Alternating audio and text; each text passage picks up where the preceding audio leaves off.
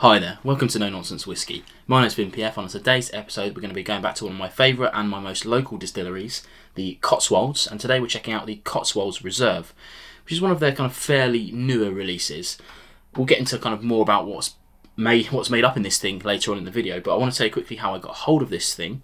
I actually got 2 bottles of this, as you might have seen in my Whiskey In, Whiskey Out video, but the first bottle came to me via a friend of the show, James Palmer, who sent me 3 Cotswolds bottles that he paid for me to review, and then the deal was that I would send whatever I had left back to him afterwards. Obviously being responsible, I would send him a good wedge of that bottle so that he can enjoy them himself. So really grateful to him for sending those over.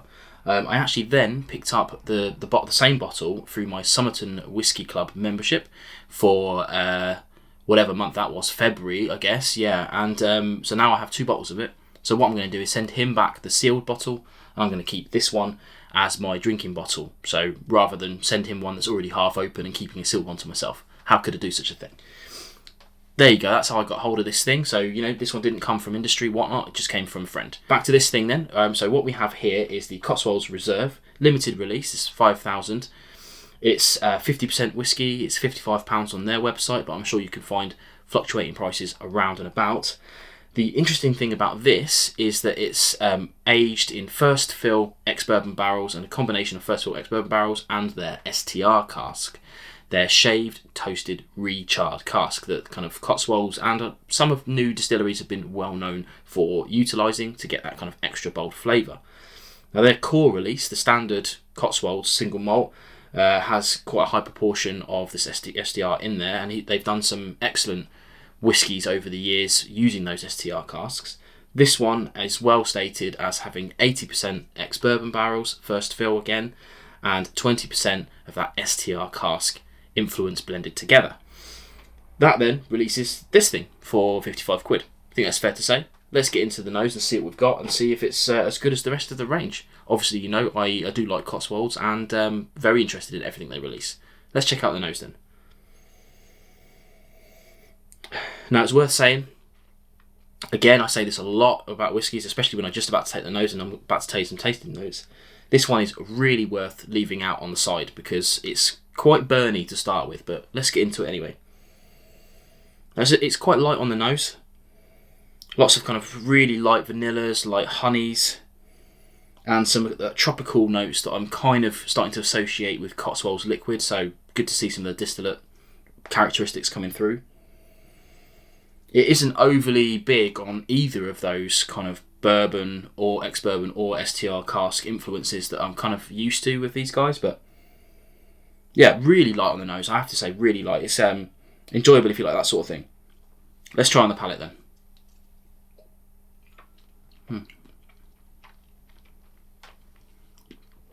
Okay, so you've got to be quick with this one. So basically, you get a really interesting kind of sweet, hay-like, straw-like characteristic when you first drink it, but that disappears so quickly, or disappears is probably the wrong word, but it gets overwritten very quickly by an extremely high spiciness.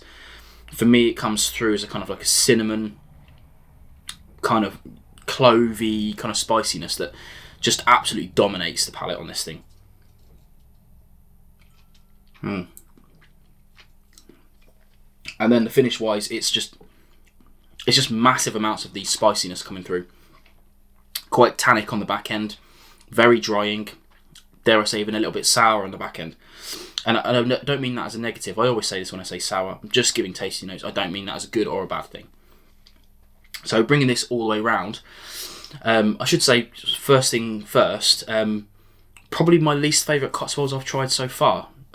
Still nice, very drinkable, but that spiciness that I talked about earlier is kind of holding it back for me. I kind of want more of that STR cask. I know that's not what this is designed to do. It's designed to kind of plug a little gap in the line, but that brings me neatly onto the price point, which is fine. You know, 55 quid is good. However, I personally would have preferred to see it a little bit cheaper, especially in comparison to the core range versus their special releases. For me, in my money, and I'm not saying this should be cheaper necessarily, but I would say for my money, if I was going to advise somebody which Cotswolds to get, I would say either spend the 30 quid for the standard core release, which is very good, although in truth be told I haven't tried that for a while, so batch release and all that, or spend the extra tenner and get one of the special releases. The Founder's Choice, for instance, is only a tenner extra than this, and yeah, I think it kind of sits in a bit of a weird no man's land, whereas if it was a touch cheaper than 50 quid, then I think it would notch into that kind of range a bit nicer, let's say, a bit easier to recommend. You know, that said, I did get it for 50 quid with my Summerton club, so that's the kind of price bracket that we were going for, how much I paid for the other bottle of this, even though I got it for free. You know what I mean, what I said at the start of the video.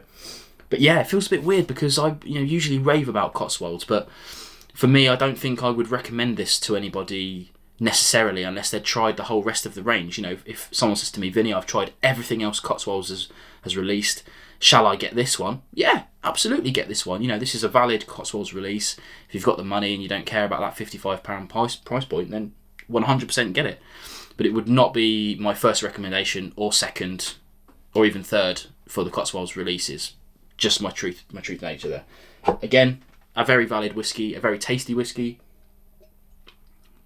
A bit hot for my liking, but it is what it is. Hopefully you found that enjoyable, and I'm going to be doing some more Cotswolds videos coming up. As I mentioned earlier, I've got 2 more. I've got the sherry cask and the bourbon cask. Very interested to try those bad boys. So you'll be seeing those in the next few weeks. Thanks for watching, and I'll see you again on more No Nonsense Whiskey videos.